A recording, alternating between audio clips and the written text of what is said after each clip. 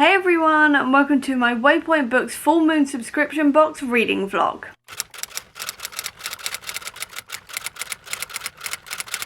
I've gotten quite far behind on doing reading vlogs where I read the books Waypoint Books Full Moon subscription box sends me, and if you do not know what that is, Waypoint Books is an independent online bookstore run by Hannah from Lad AM, who I will leave a link to down below, and she also has two subscription boxes. The first one is the Half Moon box and the second one is the Full Moon box. The Half Moon box sends you one book every single month that is based on your tastes. She sends you a list of 3 books, you pick that one and she sends it to you, and then for the Full Moon box you get that as well as a surprise book as well that is also based on your tastes. And I have been quite far behind on actually reading some of these, so what I thought I'd do today is do another reading vlog where I read through 4 of the books that Hannah has sent me over the last couple of months and review them and see how well she knows my taste. The first book to mention is Dungeon Club Roll Call by Molly Knox Ostertag and Xanthi Boomer. I apologise right now if I've mispronounced that, but this is a middle grade graphic novel that is all about 2 friends who play D&D together, and then when the dungeon master of the 2 friends wants to invite some more people in, the other friend is dealing with a lot of jealousy about that and is trying to sort of navigate having to like share her friend and this love of D&D and things like this. It looks really cute, really fun. The artwork in here looks like this, which is absolutely adorable, and I cannot wait to read this one. I think this was a surprise book if I remember rightly, and it just sounds really fun and really cute, so very excited for this one. Then there is also Specs. This is by David M. Booher, Chris Sheehan, and then Roman Stevens, and this one is set in Ohio 1986, and we're dealing with 2 friends who have been bullied and things like this their entire lives, and then they come across these X-ray specs which seem to like grant literal wishes and things start out innocent, but then when they wish their bully would disappear, things take a cursed turn. That sounds absolutely amazing, right up my alley. The artwork looks like, I'm trying to find a good bit, there we go, looks like this on the inside, so very intrigued by this. I love a kind of spooky thing, so Hannah knows me well in knowing that I love spooky. Then we also have Radiant Black. This one is by Kyle Higgins and it is part of the Massive verse, which is Image Comics sort of like extended universe where there's a lot of like sci-fi, superheroics, all of this kind of thing. I have previously read The Dead Lucky in this universe and really enjoyed it. Thank you, Hannah, for sending me that one as well. And this one specifically is following Nathan, who has just turned 30 and things aren't really going great for him, and then he discovers and unlocks the ethereal cosmic radiant. He's given powers to radically change his fortunes, but there is just one problem: the powers don't belong to him and the cosmic beings who created them want them back by any means necessary, which sounds like fun, right up my alley. Once again, Hannah always knows what I like.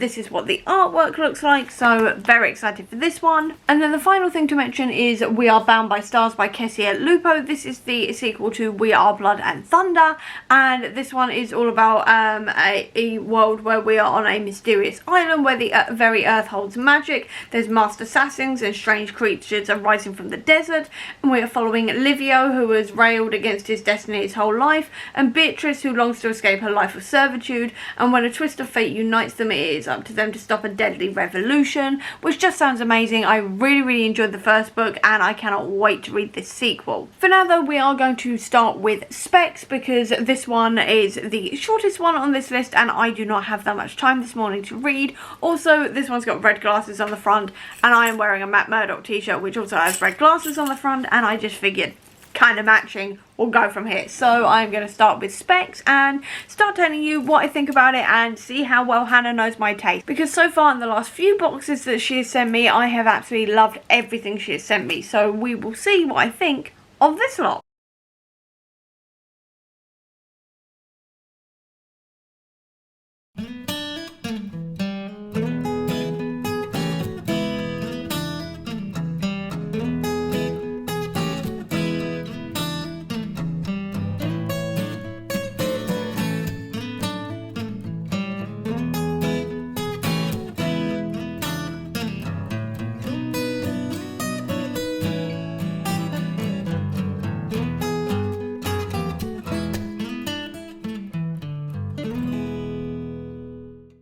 So I'm only a few pages in, so we're still very much in the setup. I just want to point out the art style here. So we've got like the X-ray specs, or like the gamma specs as they're called, with like the making wishes here, and then on the outside we've got the original comic where they ordered these specs from, like in the background. And what I love is like the difference in art here. So you've got the classic like pop art style, and then the new sort of comic book style. I love that sort of juxtaposition between the two of them. I think that's really cool. Also, there is gay rep in here as well, because our main character is gay and in love with his best friend, so that's a really cool thing to see. I always like to see rep in my comics and things, so it's really nice to see that.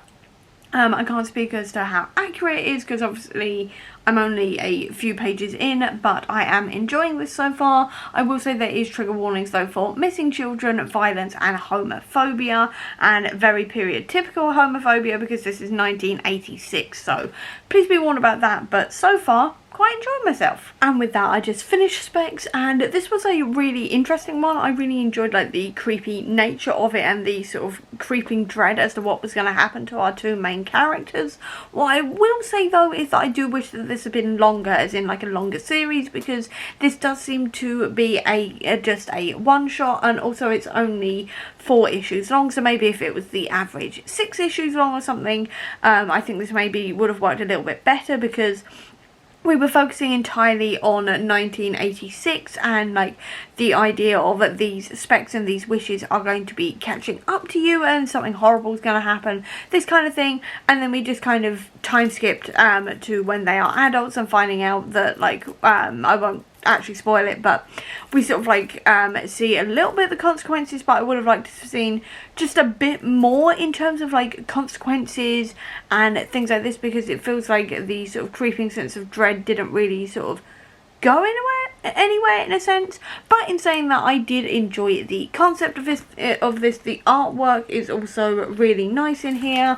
It looks like this in other pages. I really liked the concept of it as well. I liked as well that we had the conversation around like being gay at this time, and then also being black at this time as well, because Ted, who is our other main character, is black, and he is being accused of murder and things like this, because he is the only black kid in the school, and they're seeing it as like an open and shut case, this kind of thing, and seeing how he is treated differently to Kenny and things like this. I find that really, really interesting, and I'm glad that that was covered. And overall, I did enjoy this one, but I do think that ending could have been a little bit longer and a little bit more stretched out. We should have seen maybe just that little bit more of the consequences around using these specs. So I'm going to give this 4 stars, because it was enjoyable, but like I said, just needed it to be a little bit longer. Now I'm going to go on to something completely different and go on to the Dungeon Club roll call, because I've still got a little bit of time, and I reckon I could probably read this really, really quickly. So I'm going to give this one a go, and again, tell you what I think about it when I've read it. So first of all, I want to talk about the artwork. It looks like this, and then also when we are introduced to new characters, we get a little sort of like profile that looks a bit like a D&D character sheet. Now, I will say right now, I have not played D&D, like, at all. I literally do not know the first thing about D&D further than what I saw in the D&D movie. But I still kind of understand what's going on here in a way, in terms of, like, the dice rolling and things. I will say the maths is going over my head, because A, I do not understand the math system, and B, maths is not my strong suit. But I do like the fact that they are keeping it in our main character's head, so we are sort of seeing everything in, like, that D&D fashion, which is quite fun, and that's how we're being introduced to these people. And also, I'm just really liking the artwork, which I think is really cool as well. So enjoyable so far. The D&D bit in terms of like the character introductions is going a little bit over my head, but that's just me not knowing about D&D. But overall, enjoyable start so far. So this as well has got representation of Indigenous people, because we are following Jess, who is Indigenous on her father's side. He is part of the Diné reservation. I apologise right now if I've mispronounced that. I haven't really sort of seen how to pronounce that, so I apologise if I've done that wrong. I obviously cannot speak to how accurate the representation is either, but I just wanted to point that out because obviously I like to point out whenever there is representation in books. What I will say though is Jess is an incredibly relatable character in the sense that she is nerdy and unpopular, and she's just doesn't want things to change in her world, and I'm like, same! Like, that was me when I was her age. I didn't go to middle school because the English schooling system is a little bit different. You just have a junior school, then high school. But I had a very similar experience while I was in school. I wasn't playing D&D, but everything else that Jess is going through, I fully relate to. Definitely relatable in that sense. I'm on to page 179 now, and we are dealing with these two characters in the D&D game actually meeting up for the first time, and then we also have the third character watching this all go on while eating popcorn. And I love that panel. This may be my favourite panel of the lot because that's just such a brilliant little comedic bit in the middle of this, because this looks like it's going to be a massive plot twist, but they've just got this popcorn in the middle of it watching it, and I'm just like, that's just brilliant. That is just a brilliant little panel, just a little bit of humour in the middle of it. Love it. And then it continues on to the next panel where they're just going, oh, gasp! I love that. Those may be my favourite panels ever of this comic. It's brilliant. And now that is Dungeon Club Roll Call finished, and this was a really fun, really sweet comic. I definitely think this is quite good to read, especially for like kids who are going into middle school and they maybe aren't the most popular kids or they struggle making friends, this kind of thing. I think this is a pretty good one to read in that sense. It's also got a really nice message about like learning to like make new friends and how like change can sometimes be scary, but it can sometimes still end up like good in the end, this kind of thing. I really enjoyed it. I really liked the artwork. The artwork was really cute. As you saw, I found several bits really funny as well. So this was like the artwork in the normal world, and then like in their D&D game it looked like this, which I thought was really cool. I really liked the artwork, like I said. I really liked the storyline. And one thing I also really liked about this was that Jess, who is a female presenting character, is playing as a male presenting character within the D&D game. Meanwhile, Tyler, who is a male presenting character, was playing as a female presenting character within the game. And I really liked that because it wasn't falling into like gender stereotypes in that sense. I did also like the fact that they covered a little bit of being someone who is of a Native American heritage as well. That was really cool, and I just generally really enjoyed this one, and I'm going to give it 4 stars as well because it was cute, it was fun, and I had a good time with it. So yet again, for the last 2 comics, Hannah has yet again absolutely nailed it, because usually I would not go for a middle grade contemporary book, but this had just enough fantastical elements of it for me to really enjoy it. And then Specs was really spooky, really fun, which I really enjoyed. This really worked for my spooky loving heart, and then this one really worked for like my nerdy heart. So Hannah absolutely nailed both those sides of my personality. So let's see what she's going to do with superheroes with Radiant Black, because we all know I love a superhero story. So really excited what she thinks I'm going to like in superheroes. So let's get going. First of all, this comic is following someone who wants to be a writer, and it hasn't gone well for them, so they've had to move back to their hometown, and they're talking to a friend about like everything, and they've just gotten drunk in a bar. And what I really love is the lettering here, because I don't know if you can see that, but the lettering on the guy who is drunk is going sort of wobbly, sort of like representing how he's talking because he's drunk. And I really love that as a detail. I love it when like letterers do stuff like that in comics to like help the story along and things like this. I really love that detail, so I just wanted to point that out. This book just gave me a Marvel reference.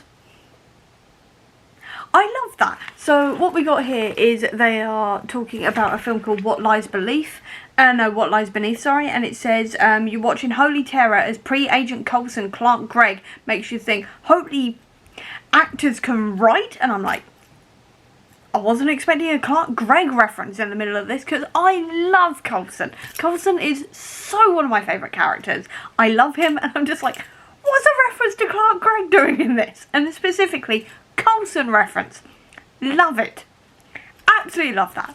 Love that so much. This has just gone up in my estimations, and they were already pretty high because I was already enjoying myself, but that just made it even better. Also, the whole talk about writing and the fact that you can't write the first chapter and all the rest of it and getting into writing and everything is so difficult, so relatable, unbelievably relatable. I feel that on like deep in my soul. So that was also incredibly relatable. So far this has got relatable writer characters, superheroes, and a mention of Coulson. I mean, and also awesome lettering. And I mean, just once again, Hannah's knocking it out of the park. Absolutely knocking it out of the park. She has managed to filter down into one comic 4 things I absolutely love.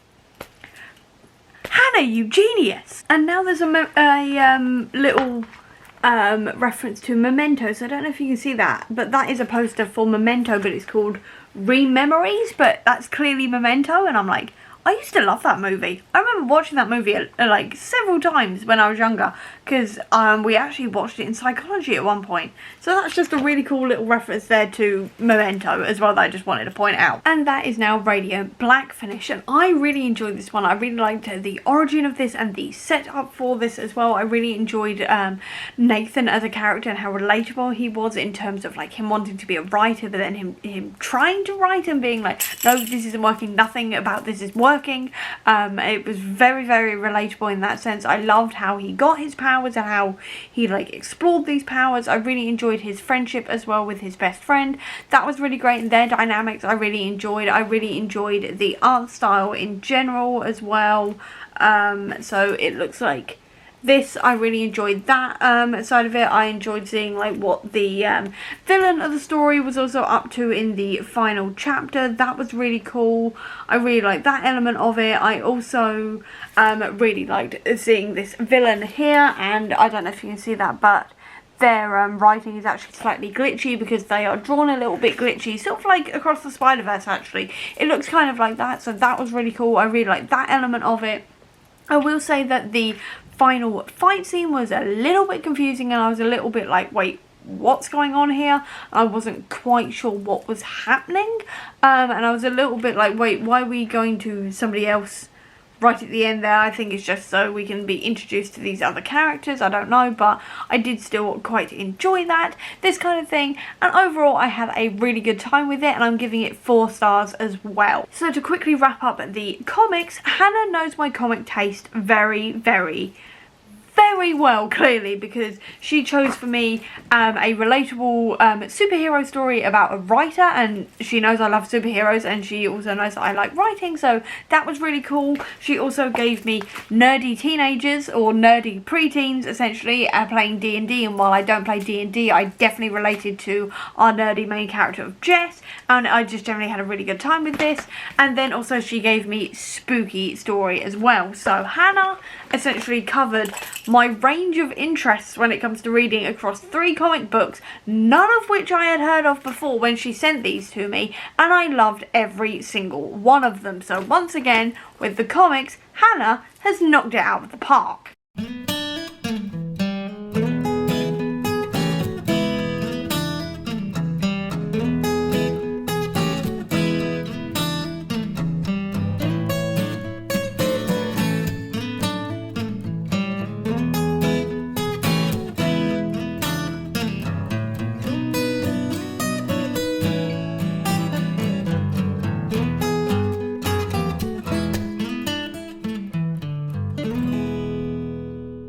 So now 2 chapters in, and we've had an introductory chapter for Vico and then also Beatrice, who are our 2 main characters, possibly.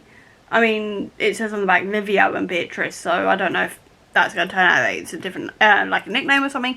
Anyway, really interested in the first 2 chapters already, especially with Vico's chapter where he's in like an underground illegal, like boxing fight ring kind of thing. And like it turns out he's actually like nobility in this world, and he's undercover as a guy called the Wolf. And then also they're attacked by sand wolves, which apparently eat magic, which is an epic concept to say the least.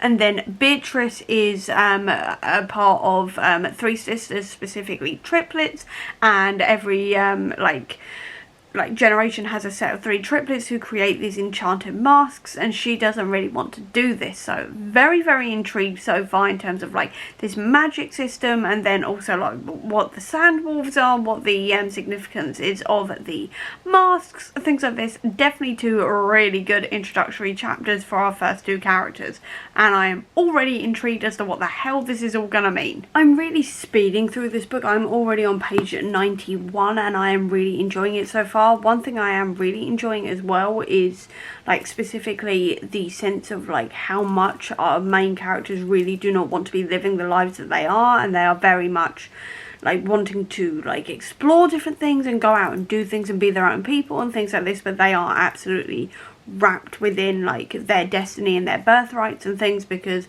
Livio, who was Vico, his real name is Livio, he is the grandson of the Contessa, who is sort of like ruling this country, but there is a king, so I'm a little bit confused as to how that works at the moment, but I'm sure it will be more explained. But essentially he has like a massive role in all of this. And then also Beatrice is one of the 3 mask makers and is destined to basically live her life making these magical masks and not go anywhere or do anything, just do that.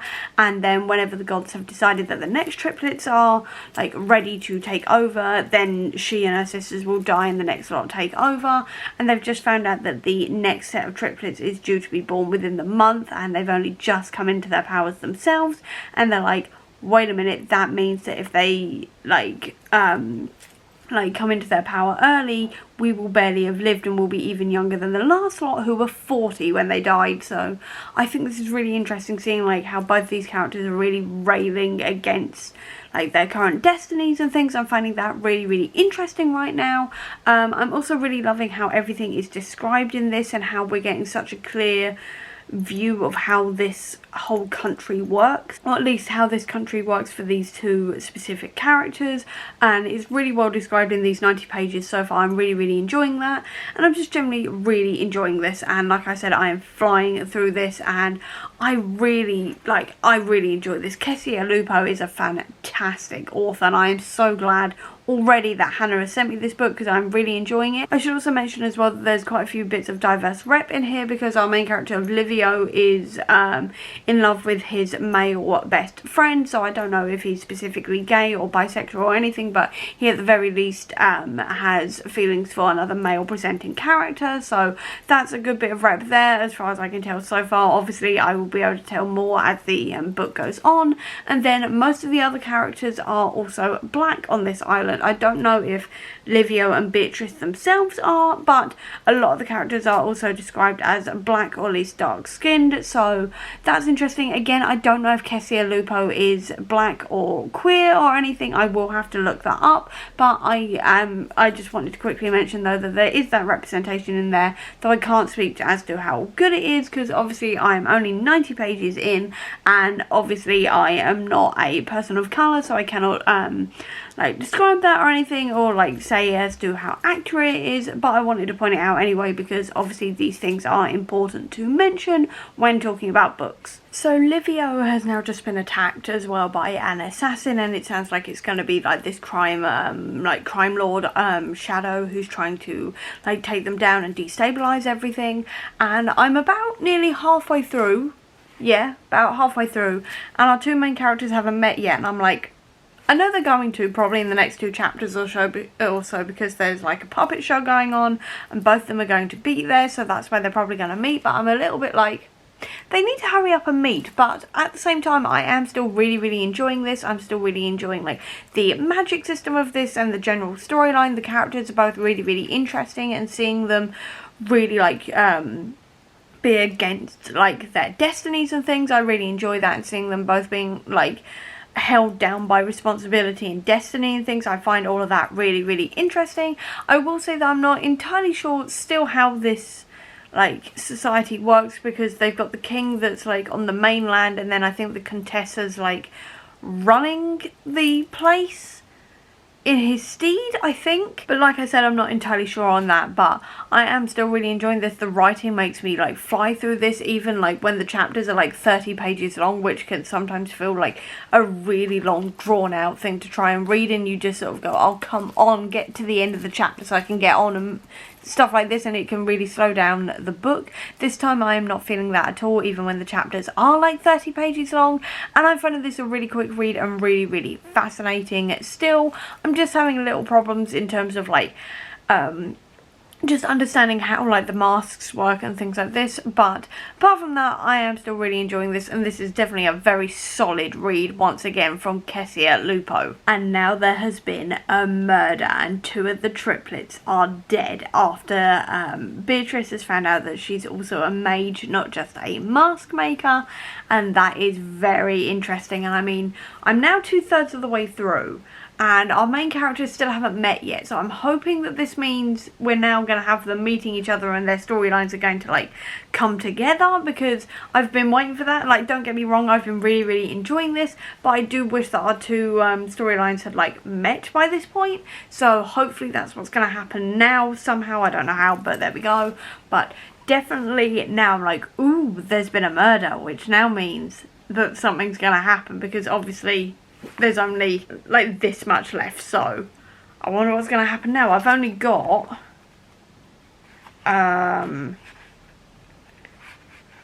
I've only got 115 pages left, and I'm like, how is this all going to wrap up, because we still don't really know who the villain is and all the rest of it at the moment. So I'm like, this is very interesting. I'm just wondering how this is all going to wrap up, how our 2 main characters are going to like come together to like deal with all of this kind of thing. Very intrigued. Our main characters have now just met up and have like been captured now and everything, and I've now only got this much left, which is about 50 pages I think, and I'm still really enjoying this. I'm really enjoying like the plot twists and things.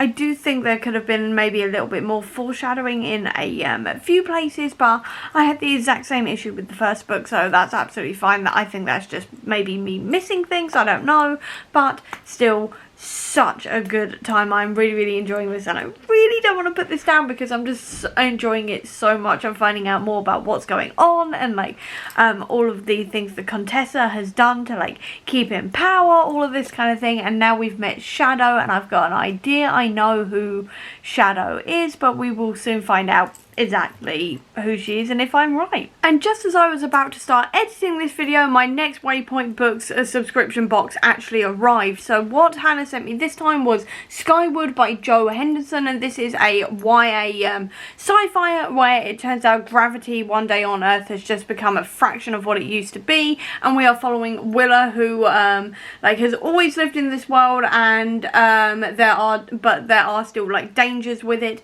like the fact that if you take one wrong step you could go flying off the face of the earth, and then there are some other dangers that look much closer to home than she knows. I've had this one like sort of like I've kept an eye out for it for a while now, because Joe Henderson wrote Lucifer, which is one of my favourite TV shows ever, and then also you actually see one of the characters, Trixie, reading this at one point, funnily enough, and I've been interested in it ever since.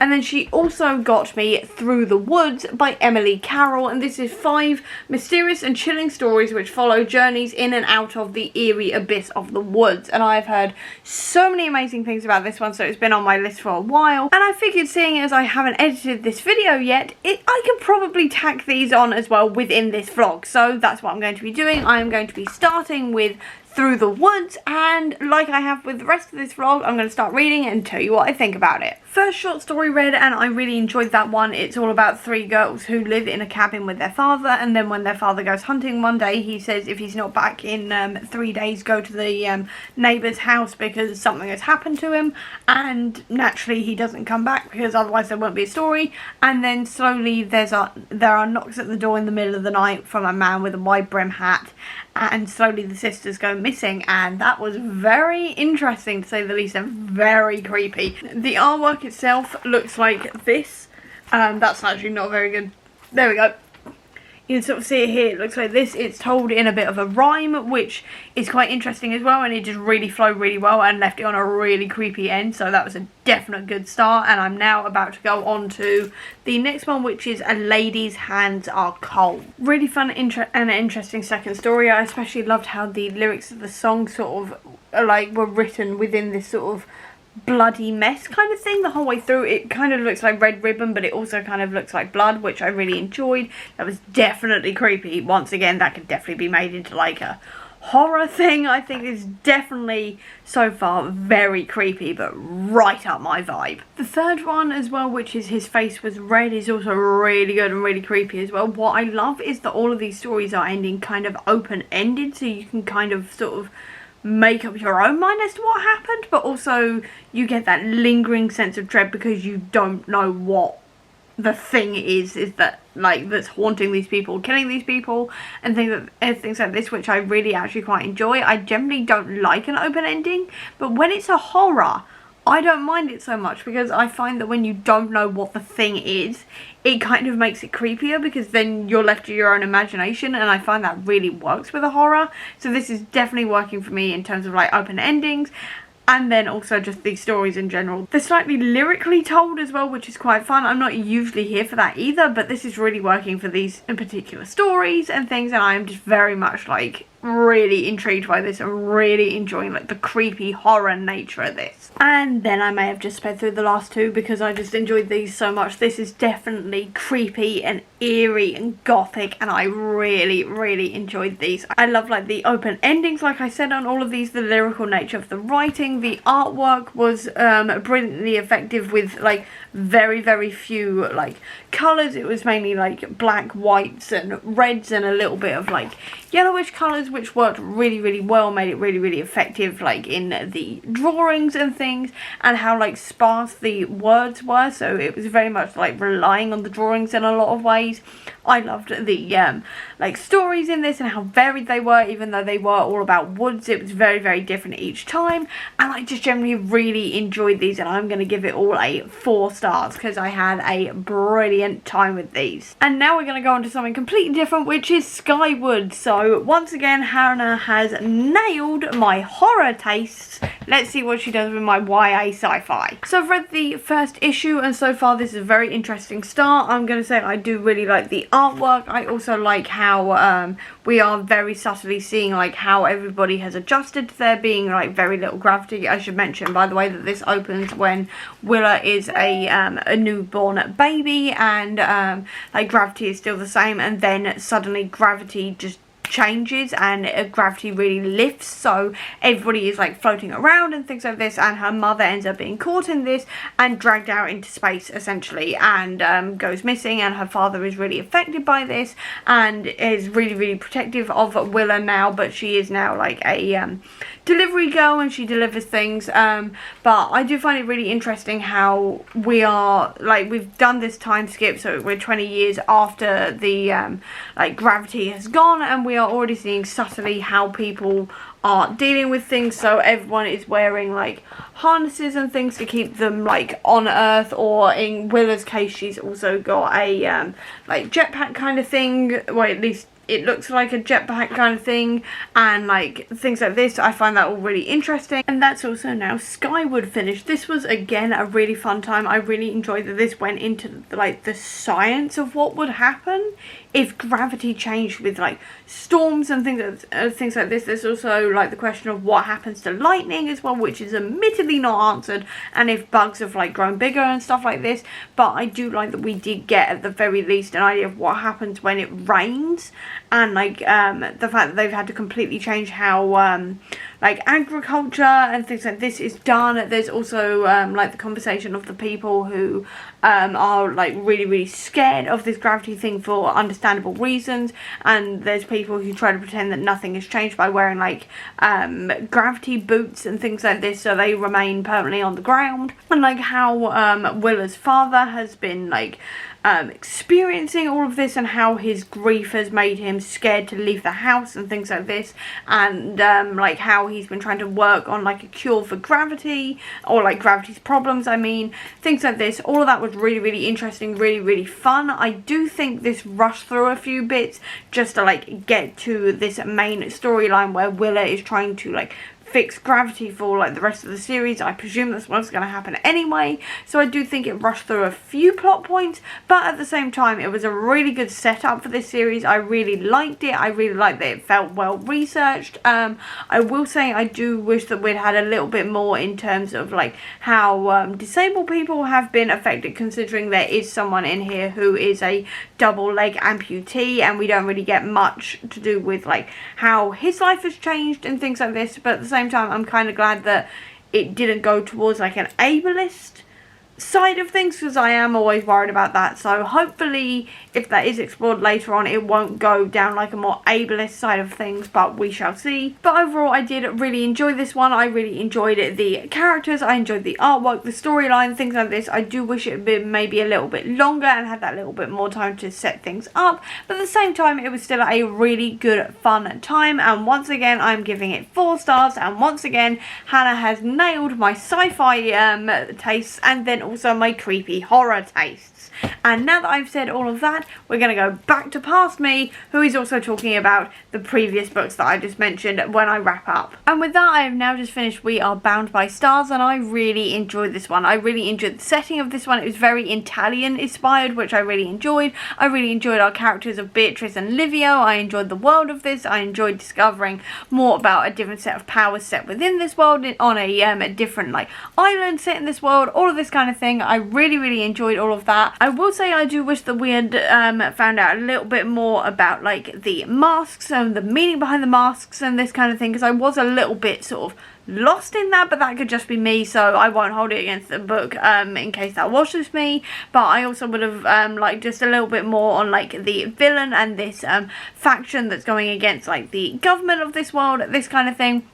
But overall, I really enjoyed this one. I really enjoyed the characters, like I said, and the storyline and the magic system. It was really, really easy to read. I have just flown through this book in 2 days. I literally have read something like, I read something like maybe this much in a day, so that tells you how like quick this was to read, because I don't generally read that quickly, and I really flew through this one. The writing felt really easy to read, the characters were really enjoyable, the world sucked me in, everything else. It was just a really good time in the end, and I am giving it 4 stars. And that is the end of this reading vlog. So once again, Hannah has absolutely 100% nailed it when it comes to my reading taste, because she gave me another really interesting fantasy with amazing characters and world building and all of this kind of thing.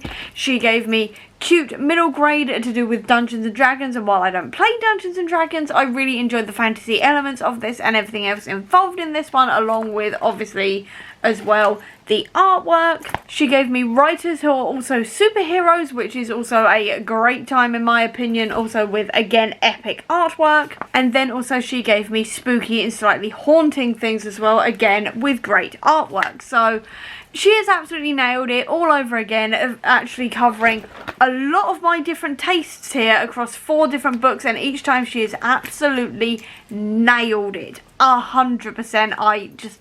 I don't know how she does it. I have no idea how she does it, but she has nailed it 100% again. And the reason why Hannah sent me these books in the first place is because I've signed up for the Waypoint Books Full Moon subscription box. So if you want to check out the Full Moon subscription box and the Half Moon subscription box, which gets you 1 surprise book every single month, then do check out the links down below and check it out and sign up for yourself. And if you are going to be signing up, please use my discount code BeccaFM23, which gets you 30% off your first box, which is absolutely amazing, because let's be honest here, there is nothing better than getting new books that you are absolutely going to love, as well as supporting indie bookstores and also getting a discount. You cannot go wrong. Waypoint Books also ships internationally, I should say, as well, so do not worry if you are not in England. Hannah does ship internationally as well, so it is a win-win-win situation here. So definitely go and check out Waypoint Books and use the discount code and see how well Hannah knows your taste, because I guarantee you she's going to know your taste better than you think you know your own taste. And with that, I'm going to leave this vlog here, so I hope you enjoyed it. enjoyed it. If you did, please do give me a thumbs up. Comment down below, tell me if you're going to be signing up for Waypoint books. I'd love to know. Or if you don't have that much time, leave me a glasses emoji down below to let me know that you were here. I'll also leave a link as well down below to all of my social media if you want to check it out, including to the Comic Book Sanctum, which is my website dedicated to Marvel Comics, as well as a link as well down below to my free digital reading journal template if you want to check out digital reading journaling this year. Or if you just want to see any more of my videos, please click subscribe here, and over here will be the link to my previous video. But until next time everyone, bye!